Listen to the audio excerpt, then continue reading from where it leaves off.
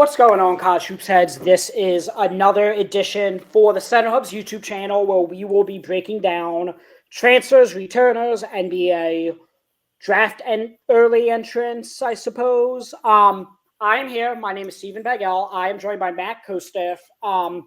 If you guys missed it, we just recorded the Kentucky basically team breakdown, the additions of Jaden Quaidance, Diabate, Jalen Lowe, Cam Williams, and with all that incoming freshman class.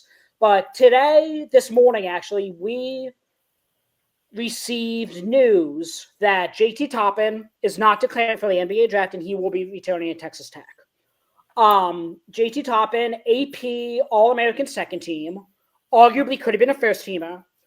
Matt, I know you were surprised when the fact that Toppin didn't even declare. I always thought he was going to end up going back just because I think he make more on NIL than being the 30th to 32nd to 34th pick in the NBA draft. I know you said you had it much higher than that, but it was reported he's making roughly $4 million in NIL. I believe that was by Madden Orlando CBS. Mm-hmm. So who could blame him for $4 million to go back? Yeah. For reference, if he makes $4 million in NIL, that's equivalent to a rookie scale contract of the 16th pick in the NBA draft, just for next year. Mm-hmm.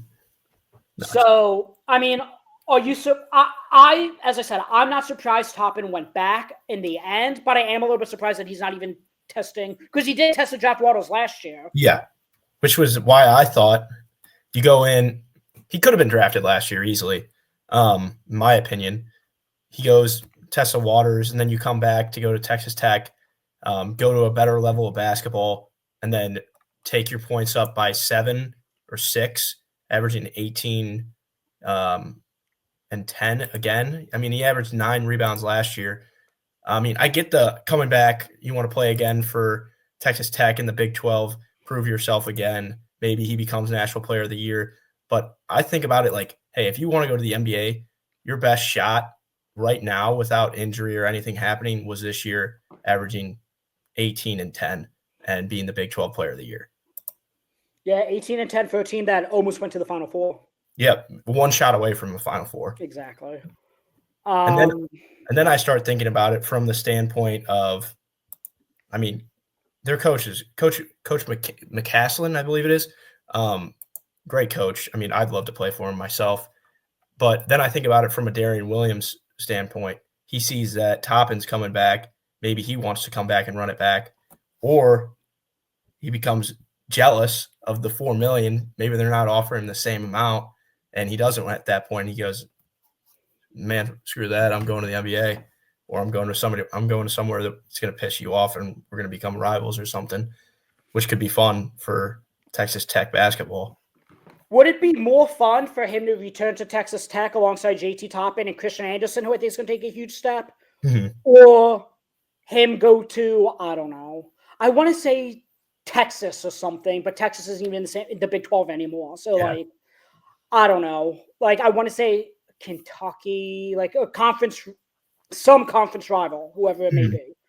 I think Texas Tech was a legit, and I know you felt the same way, was a legit Final Four team this year going into the tournaments. Yeah. I would love to see them run it back.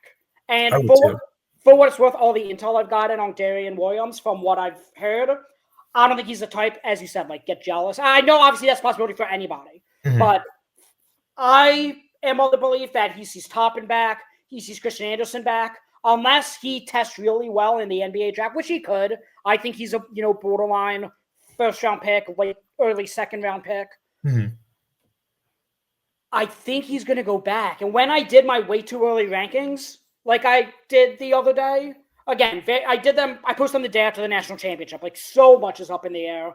I had Texas Tech ranked 4th, anticipating Williams being back and anticipating Toppin being back. Yeah. Obviously, since then, Toppin has announced he's coming back, which is why we're recording this video. But I'm still of the belief that Darrion Williams will be back, because I think it was Gavoni when he tweeted that he's entering the portal. He said he's entering the portal, he's entering the draft, but he's only entering the portal just to maximize what he could do, see what's out there. I don't think he has the intention of leaving. I just think it's more so, let me explore and just see what's out there. Yeah, and it doesn't worry me if he leaves because, I mean, Toppin played how many games without McMillan and Williams this year, getting banged up with injuries and still winning games.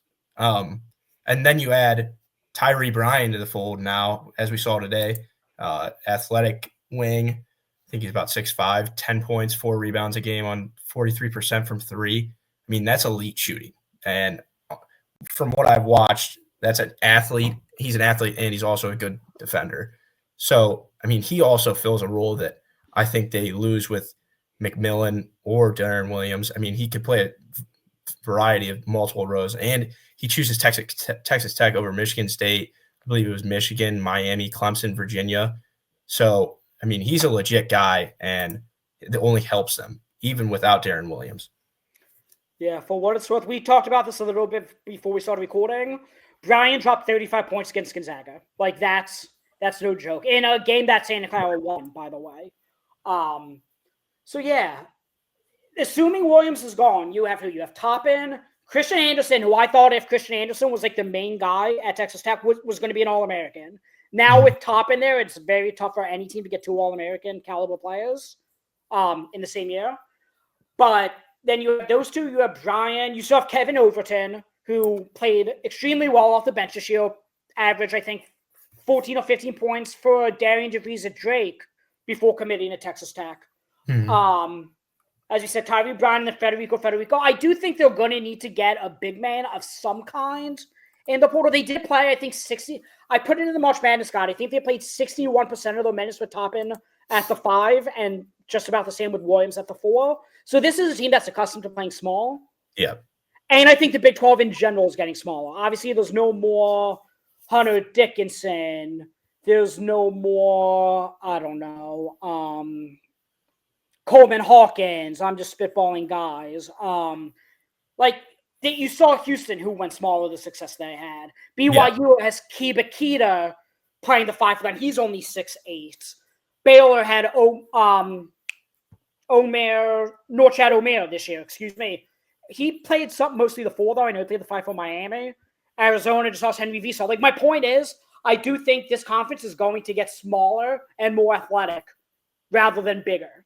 And I think Texas Tech is equipped to handle that.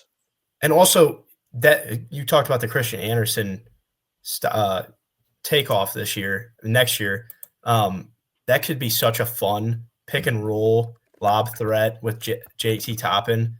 And I mean, also, if you just get one more big, like you said, and then surround that team with shooters, it's going to be unreal because Toppin's a good passer out of the post as well.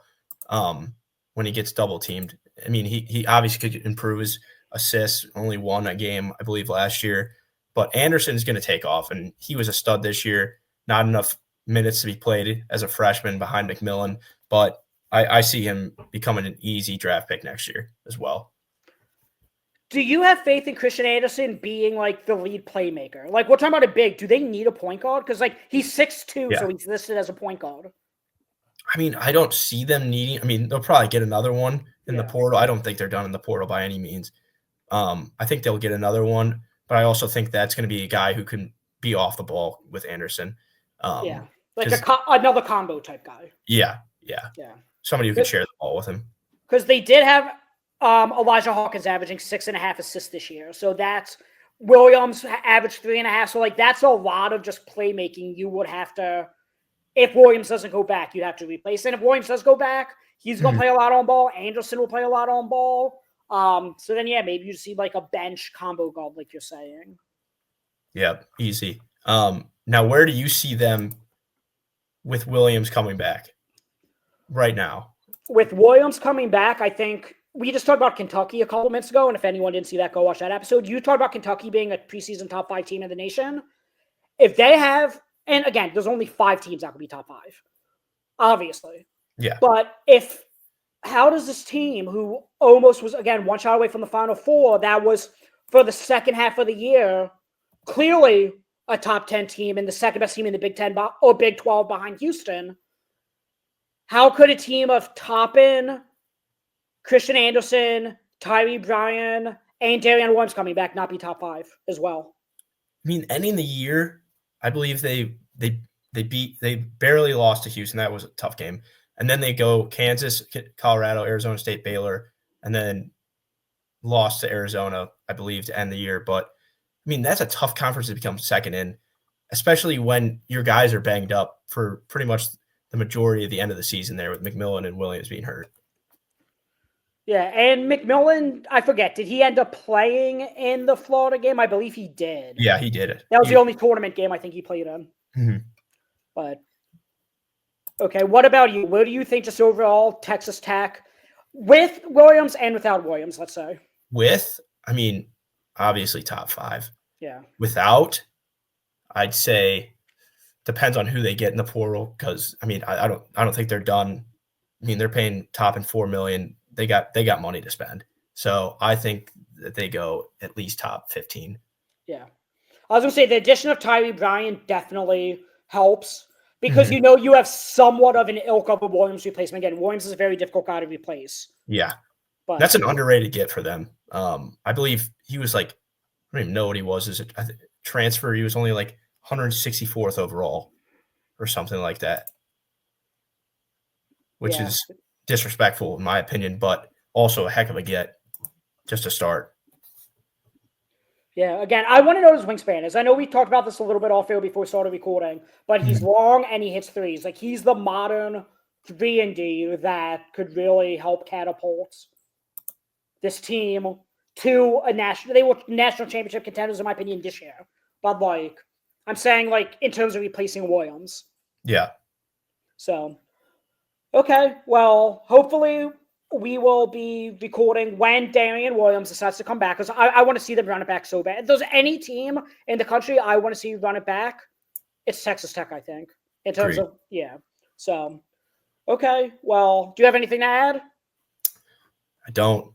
I'm just excited to see it. I'm excited to see JT Toppin play again in the Big 12. I'm thinking you and me talked about it. Potential him or Braden Smith, National Player of the Year next year. I think those have to clearly be the top 2. Maybe Donovan Bennett or somewhere. Yeah. Yeah. And again, Braden Smith is not announced. He's not going to leave Purdue, but I don't know if he would enter the draft or not. That's the conversation we'll have to reevaluate once we know more. Yeah. But okay. Well, we appreciate you guys watching. Go check out my work. Go check out Matt's work at the-center-hub.com. And be on the lookout for more of these videos. We will be doing Donovan Den next, so if you haven't checked that out, go check it out. And we will talk to you guys soon. Thanks for listening.